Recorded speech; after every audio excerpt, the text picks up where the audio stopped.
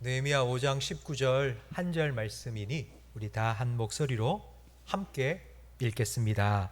네, 하나님이여, 내가 이 백성을 위하여 행한 모든 일을 기억하사 내게 은혜를 베푸시옵소서. 아멘. 우리 지난주에 말씀 나누었던 걸 제가 잠깐 요약을 해서 말씀을 드리겠습니다.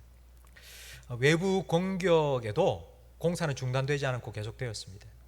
그런데 내부의 분열 때문에 중단되었습니다.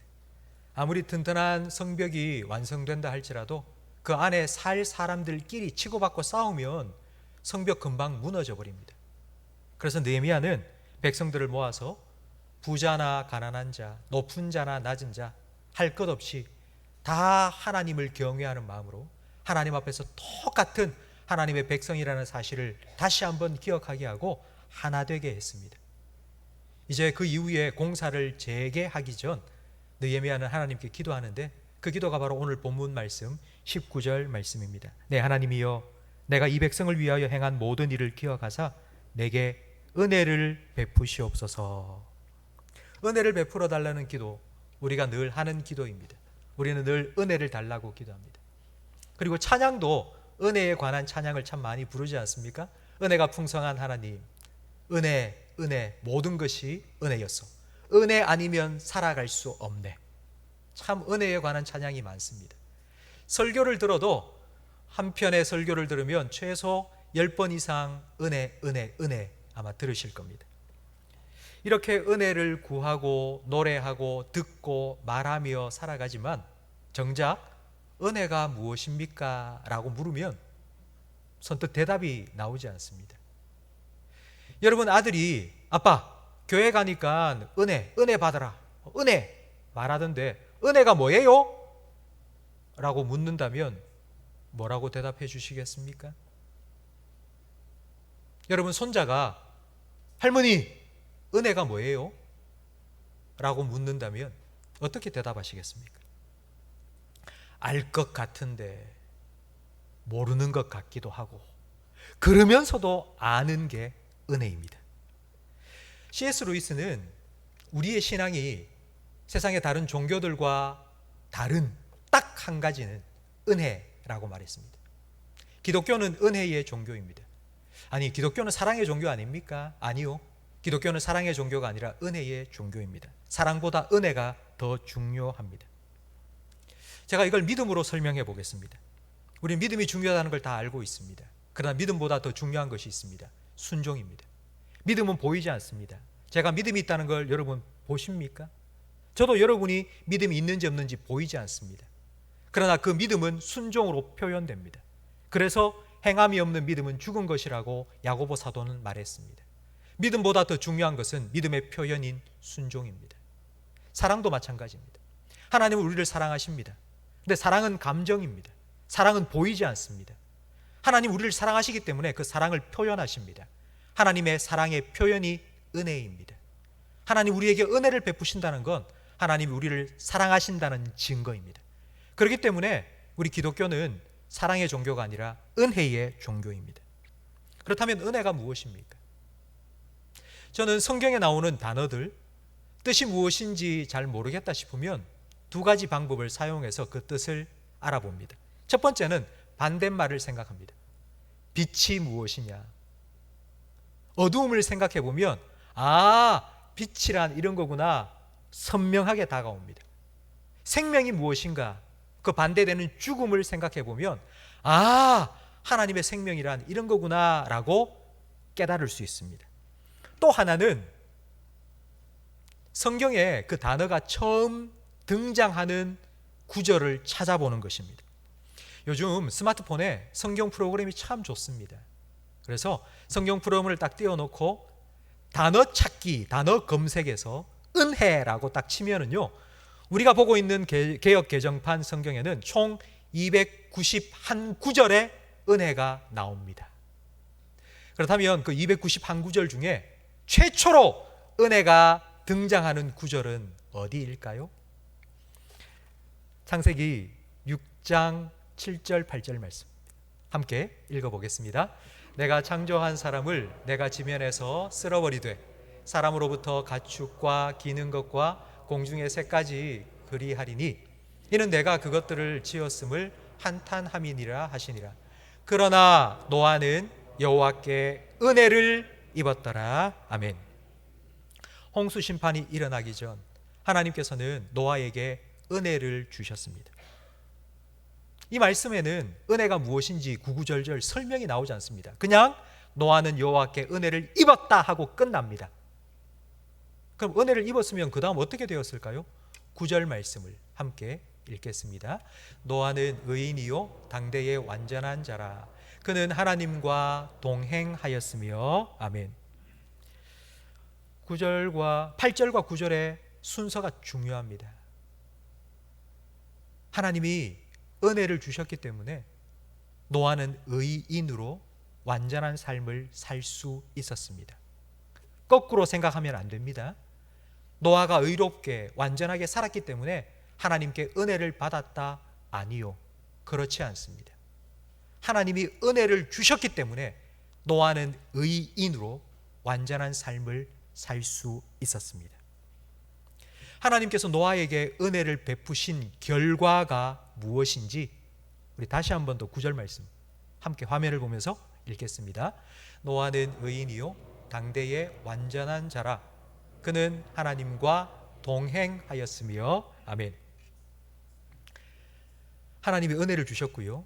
그래서 노아는 의롭고 완전하게 살았습니다. 그래서 노아는 하나님과 동행할 수 있었습니다.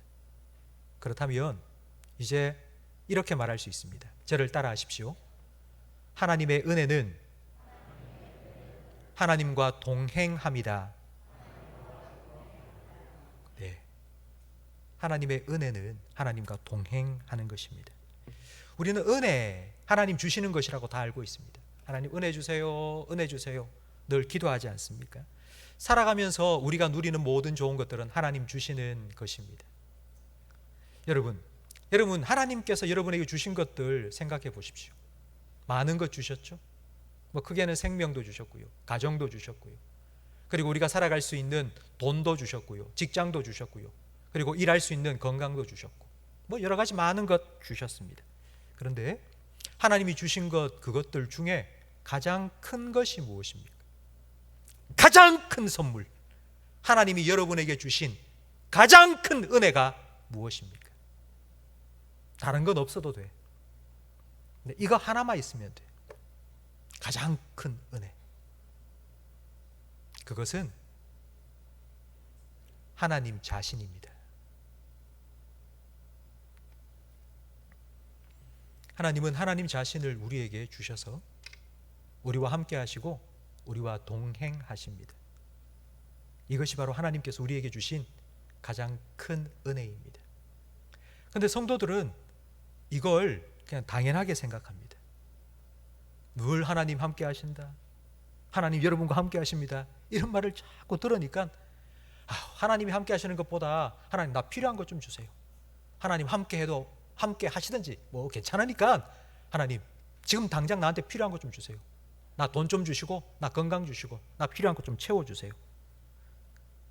하나님 말고 다른 은혜를 더 많이 구하며 살아갑니다. 그러다 보니 하나님이 나와 함께 하시고 하나님이 나와 동행하신다, 그걸 큰 은혜라고 깨닫지 못하고 살아갑니다. 그러나 하나님께서는 하나님 자신을 우리에게 주셨습니다. 에덴 동산에서는 하나님 아담과 함께 하셨고요, 에녹의 평생토록 동행해 주셨습니다. 그것이 가장 큰 은혜입니다. 하나님이 우리와 함께 하시면 이런 일이 일어납니다. 빛이 비치면 어두움은 사라집니다. 생명이 찾아오면 죽음은 물러갑니다. 생명이요 빛이 되신 하나님께서 우리와 함께 하실 때에 이와 같은 역사가 여러분의 심령과 여러분의 가정에도 일어날 줄로 믿습니다. 이것이 가장 큰 은혜입니다. 그렇다면 이제 두 번째로 은혜의 반대말이 무엇인지를 생각해 보겠습니다. 은혜가 하나님과 동행, 함께 하심이라면 그 반대말은 하나님이 떠나심입니다. 하나님이 떠나셨다는 걸 우리 쪽에서 표현하면 나 하나님께 버림받았어 입니다.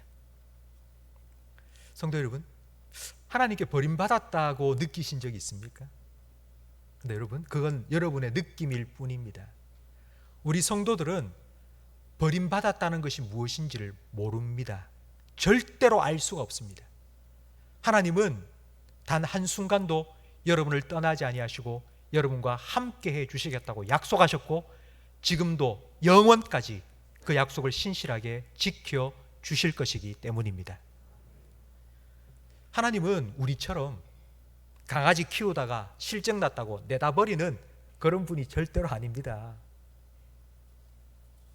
그렇다면 왜 우리가 하나님께 버림받았다라고 느낄까요? 그 이유는 한 가지입니다. 나 스스로 탕자가 되었기 때문입니다. 탕자는 자기 발로 아버지 집을 떠났습니다. 허랑방탕한 삶을 살면서 다 허비하고 배를 쫄쫄 굶는 상태가 되었습니다. 아버지가 그를 버린 게 아닙니다. 자기 스스로 떠난 것입니다. 그래서 성경 말씀에 하나님께서는 우리에게 계속하여 이렇게 말씀하십니다. 내가 너를 떠나지 아니하리라. 나는 너를 버리지 아니할 것이다. 내가 너와 함께 할 것이다. 그리고 또 하나님께서 이렇게 우리에게 말씀하십니다. 내게로 돌아와라. 내게로 돌아와라. 내가 기다리고 있으니 나에게로 돌아와라. 하나님은 우리를 버리지 않으셨습니다. 하나님은 우리를 버리지 않으실 것입니다. 진짜 하나님께 버림받은 분은 딱 한 분, 예수님입니다. 마태복음 27장 46절 말씀을 함께 읽겠습니다. 제9시쯤에 예수께서 크게 소리질러 이르시되 엘리 엘리 라마 사박다니 하시니 이는 곧 나의 하나님 나의 하나님 어찌하여 나를 버리셨나이까 하는 뜻이라. 아멘. 예수님은 십자가 위에서 크게 소리질러 부르짖으셨습니다. 그런데 하나님은 귀를 닫으셨습니다. 입도 다무셨습니다. 응답하지 않으셨습니다. 눈도 감으셨습니다. 보지도 않으셨습니다. 얼굴을 돌리고 외면하셨습니다. 하나님은 십자가 위에 예수님을 내버려 두셨습니다. 버리셨습니다. 이렇게 예수님께서는 하나님께 버림당하시고 죽임당하셨습니다. 십자가는 하나님께 버림받은 결과가 무엇인지를 보여줍니다. 하나님의 은혜가 떠나면 어떻게 되는지를 십자가 위에서 예수님께서 보여주셨습니다. 빛이 사라지면 어두움이 찾아옵니다. 생명이 떠나면 죽음이 임합니다. 공기가 없어지면 사람은 죽습니다. 은혜가 없으면 우리는 살 수 없습니다. 하나님이 계시지 않으면 우리는 살아갈 수가 없습니다. 제가 좋아하는 찬양이 있습니다. 영어인데요. 제목이 breathe입니다. 숨쉰다, 호흡입니다. 그 가사를 제가 적어 놓았습니다. This is the air I breathe. This is the air I breathe. Your holy presence living in me. 내가 숨쉬는 공기, 내가 숨을 쉴 수 있는 산소, 나의 호흡은 바로 주님의 임재, 당신입니다. 그래서 다윗은 하나님의 은혜가 내가 살고 죽는 내 생명보다 더 귀하다고 노래했습니다. 물고기는 물을 떠나 살 수 없듯 우리는 하나님 없이 살 수 없습니다. 하나님은 우리의 생명이시기 때문입니다. 하나님은 우리의 구원이십니다. 하나님은 우리의 능력이십니다. 하나님은 우리의 소망이십니다. 하나님은 우리의 힘과 능력이십니다. 이 능력 되신 하나님이 나와 함께 하실 때 우리는 내게 능력 주시는 자 안에서 내가 살아갈 수 있다고 고백합니다. 그냥 사는 게 아니고요. 그냥 사는 정도가 아니고 넉넉히 감당하며 살아갈 수 있습니다. 하나님이 나와 함께 하시는 것, 바로 그것이 은혜입니다. 느헤미야는 이것을 알았습니다. 그래서 느헤미야는 하나님께 기도한 것입니다. 우리 느헤미야의 기도를 다시 한번 19절 말씀을 읽어보겠습니다. 네, 하나님이여, 내가 이 백성을 위하여 행한 모든 일을 기억하사 내게 은혜를 베푸시옵소서. 아멘. 내가 이 백성을 위하여 행한 모든 일을 기억하사. 그러니까 이걸 쉬운 말로 표현하면 이런 겁니다. 하나님, 나 잘했죠? 나 잘했죠? 얼핏 들으면 자기 공치사하는 교만한 기도인 것 같습니다. 하지만 나 잘했죠 하고 난 다음 내게 은혜를 베풀어 달라고 기도합니다. 이게 무슨 뜻이냐 하면, 나 잘했죠? 내가 잘할 수 있었던 건 하나님이 나와 함께 하셨기 때문입니다. 나 앞으로도 잘하고 싶습니다. 앞으로 할 일 많이 남았습니다. 아직 살아갈 일이 많이 남았습니다. 난 끝까지 잘 마무리하고 싶습니다. 중간에 흐지부지 그렇게 살지 않고 끝까지 잘 마무리하고 싶습니다. 그러니 내게 은혜를 베풀어 주십시오. 끝까지 나와 함께 해 주십시오. 라고 느헤미야가 기도한 것입니다. 느헤미야가 성벽 재건 프로젝트를 시작할 수 있었던 건 은혜였습니다. 느헤미야가 이렇게 기도했습니다. 하나님, 저 왕에게 나 좀 은혜를 입게 해 주십시오. 그래서 아닥사스다 왕은 공사 허가를 내준 것만이 아니라 공사에 필요한 자재까지 공급해 주었습니다. 아닥사스다 왕과 느헤미야 사이에 하나님께서 함께 하셨습니다. 공사하는 과정 속에 산발랏이 공격을 해왔고요. 그리고 내부에서 백성들 사이에 균열이 생기고 갈등이 생겼습니다. 그러나 그곳에 하나님께서 함께 하셔서 공격은 막아내고 분열은 하나 되게 해 주셨습니다. 하나님의 은혜입니다. 지금은 모든 문제가 다 해결된 것 같습니다. 이제 일사천리 잘 될 것 같지만, 그러나 언제 다시 이와 같은 일이 터질지 아무도 모릅니다. 그래서 느헤미야가 기도합니다. 하나님, 함께 해주세요. 은혜 베풀어 주세요. 끝까지 마칠 수 있도록, 끝까지 마칠 수 있도록 하나님 내게 은혜를 베풀어 주세요. 기도했습니다. 시작한 일을 끝내지 못하는 걸 실패라고 부릅니다. 사람은 참 간사하기 때문에 이렇게 말합니다. 끝내지는 못해도 중간 정도만 해도 그만큼 이익이 아니냐? 아니요. 시작한 것 끝내지 못하면 실패입니다. 우리 인간은 실패합니다. 그러나 하나님께는 실패가 없습니다. 이사야 14장 24절 말씀을 함께 읽겠습니다. 만군의 여호와께서 맹세하여 이르시되 내가 생각한 것이 반드시 되며 내가 경영한 것을 반드시 이루리라. 아멘. 하나님이 시작하신 건 하나님이 끝내실 겁니다. 하나님이 계획하신 건 하나님께서 마무리 지으실 것입니다. 하나님께는 실패가 없습니다. 하나님 반드시 이루실 것입니다. 성도 여러분, 그렇기 때문에 하나님께서 느헤미야의 기도에 응답해 주십니다. 하나님, 내게 은혜를 주세요. 더 큰 은혜를 주세요. 더 풍성한 은혜를 주세요. 더 넘치는 은혜를 주세요. 그래야지 하나님이 더 나와 함께 하시고 하나님의 강하신 능력으로 나와 함께 하셔야지만이 내가 이 일을 감당할 수 있습니다. 하나님 그 기도에 응답해 주실 것입니다. 왜냐하면 시작보다 마무리가 더 힘들기 때문입니다. 그래서 하나님께서는 더 풍성한 은혜를 베풀어 주십니다. 우리 성도님들이 참 많이 오해하는 것 중에 하나가 그겁니다. 뭔가 일을 시작하면 처음 시작할 때 하나님 은혜가 필요하다고, 하나님 은혜 주세요, 은혜 주세요, 얼마나 기도하는지 모릅니다. 그런데 일이 잘 시작되고 나면 중간쯤 마무리할 때쯤 점점 은혜 달라는 기도가 줄어듭니다. 그냥 내가 해온 대로 하면 되겠지라고 생각합니다. 여러분, 그렇지 않습니다. 시작보다 마무리가 더 힘듭니다. 일을 하다 보면 생각지도 못했던 변수가 여기서 펑펑 터집니다. 그러다 보면 사람인지라 지칩니다. 지치다 보면 실수도 합니다. 그러면 우리의 마음이 흔들립니다. 이러다가 내가 잘 해낼 수 있을까? 끝까지 갈 수 있을까? 이러다가 내가 실패하는 거 아니야? 두려움이 찾아올 때도 있습니다. 그러면 우리 마음속에 이런 생각이 듭니다. 과연 내가 이렇게 잘못 사는데, 내가 이렇게 실수도 했는데 하나님은 계속 내게 은혜를 베풀어 주실까? 하나님은 과연 나와 함께 하실까? 내가 이를 감당해낼 수 있을까? 은혜는 사라지는 게 아닐까?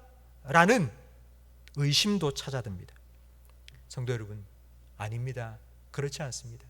하나님은 절대로 여러분 떠나지 않으십니다. 하나님은 약속하셨습니다. 내가 너와 함께 하겠다고.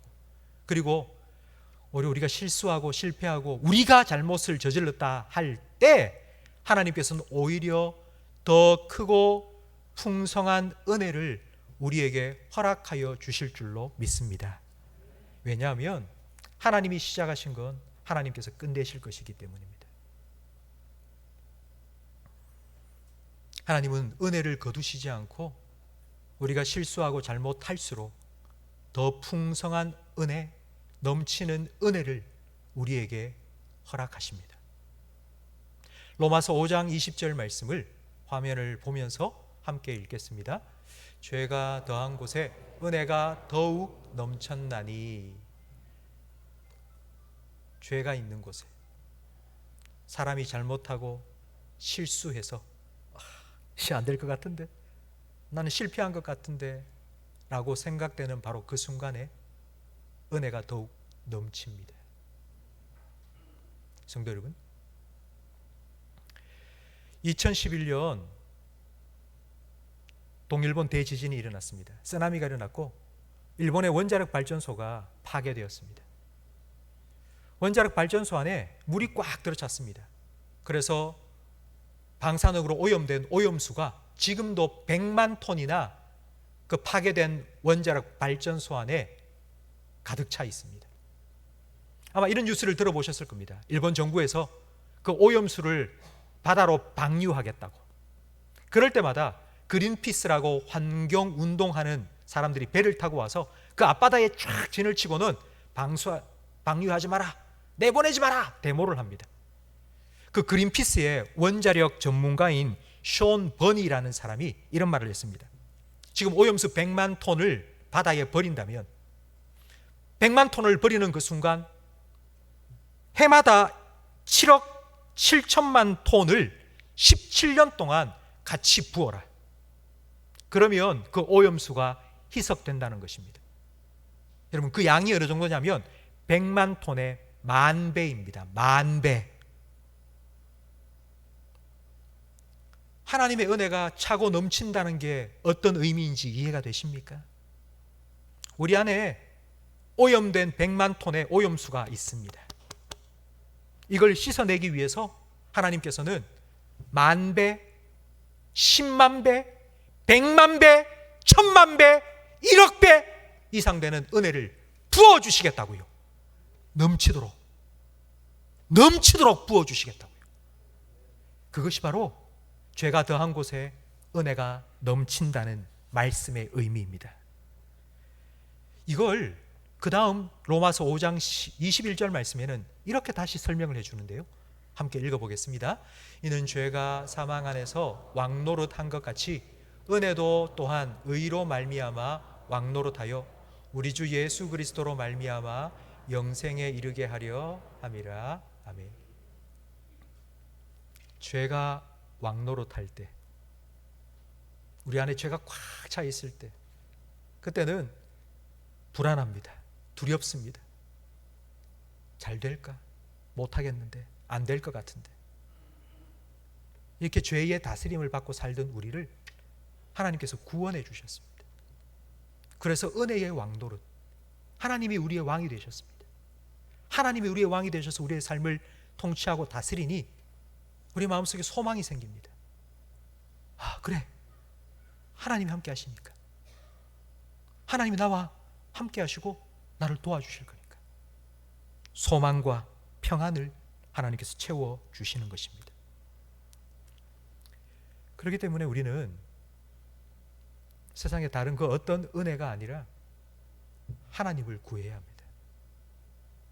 하나님이 나와 함께 하시는 그 은혜, 가장 큰 은혜를 구해야 합니다. 은혜 아니면 난 살 수 없습니다. 하나님 없이는 나는 못 삽니다. 그러니 하나님, 나와 함께 해주세요. 내게 은혜를 베풀어 주세요. 지금까지 내가 하나님과 함께 살아온 것처럼 나 앞으로도 그렇게 살고 싶습니다. 주님 앞에 설 그날 10년이 남았는지 20년 남았는지 난 알 수가 없지만 잘 마무리할 수 있도록 내 인생 끝까지 하나님 삐끗하지 않고 믿음 지키며 살아갈 수 있도록 하나님 나와 함께 해주세요. 하나님 은혜를 베풀어 주세요. 하나님께 기도해야 됩니다. 그 기도에 하나님께서 응답해 주실 것입니다. 여러분, 살아가면서 그렇게 은혜를 구하며 살아가면서 분명히 실수하고 잘 못할 때가 있을 겁니다. 그때 여러분의 부족함과 연약함을 채울 더 풍성하고 넘치는 은혜가 필요합니다. 그래서 담대하게 뻔뻔하게 다시 은혜의 보좌 앞으로 하나님 앞에 나아가십시오. 그리고 은혜를 구하십시오. 하나님, 내가 더럽고 추하더라도 하나님의 풍성한 은혜, 넘치는 은혜로 나를 깨끗하게 씻어주시고 다시 하나님과 동행하는 은혜를 누리며 살게 해달라고 여러분 기도하십시오.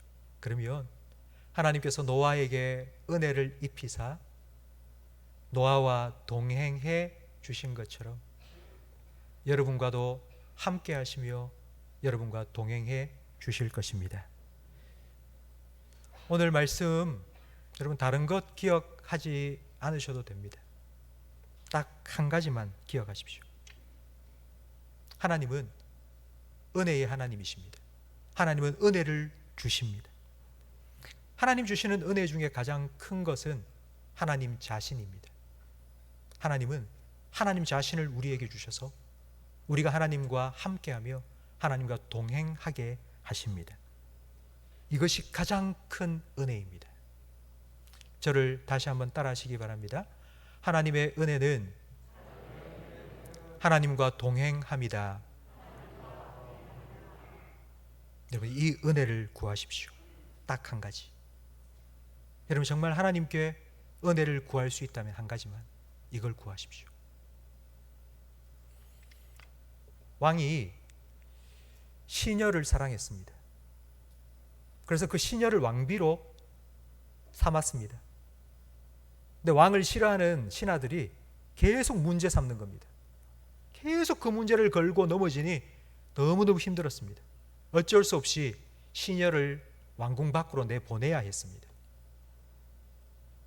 왕이 시녀였던 왕비를 불러서 이제 이렇게 말합니다. 어쩔 수 없어. 당신을 내보내야 되겠어. 하지만 당신이 원하는 것 무엇이든지 내가 당신에게 줄 테니까 무엇이든지 나한테 구하라고. 내가 다 줘서 당신 보낼 테니까. 그때에 시녀였던 왕비가 딱 한 가지를 달라고 구했습니다. 왕, 당신. 나는 다른 거 필요 없고 왕 당신만 있으면 된다고. 성도 여러분, 하나님 우리에게 주시는 가장 큰 은혜는 하나님 자신입니다. 하나님 여러분과 함께 하시면 됩니다. 하나님 여러분과 동행하시면 됩니다. 여러분, 이 한 가지에 여러분 올인 하십시오. 세상에 다른 어떤 것, 하나님이 나와 함께 하지 않으셔도 됩니다. 그 대신에 나에게 힘 주세요. 그럼 내가 살아볼게요. 하나님이 나와 함께 하지 않으셔도 나 돈 있으면 됩니다. 나 돈 주세요. 여러분, 이런 은혜를 구하는 건 탕자가 되겠다는 겁니다. 하나님을 구하는 것, 하나님의 은혜를 구하는 것은 이런 기도입니다. 하나님이 내 능력이 되어주세요. 하나님이 내 힘이 되어주세요. 하나님이 나의 도움이 되어주세요. 하나님 나의 목자가 되어주세요. 하나님이 나와 함께 해주시면 나는 부족함이 없습니다.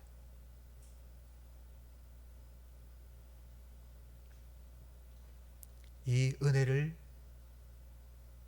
날마다 구하시고 이 은혜를 힘입어 하나님과 함께 하나님의 친구가 되어서 하나님과 발걸음을 한 걸음 한 걸음 맞추어서 이번 한 주간 살아가시는 우리 모든 성도님들이 되시기를 주님의 이름으로 축복합니다.